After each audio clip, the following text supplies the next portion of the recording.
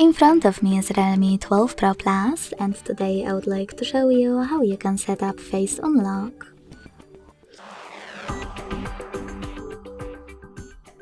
Begin by opening Settings and hitting Security and Privacy.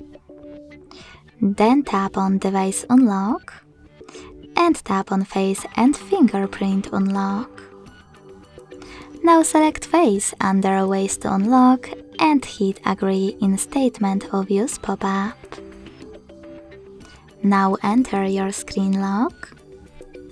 Hit Continue and keep your face in frame.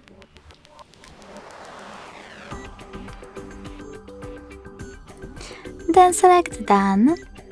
Manage all of those options and go back. So when I switch off my screen and turn it back on, I can see that Face Unlock is working properly.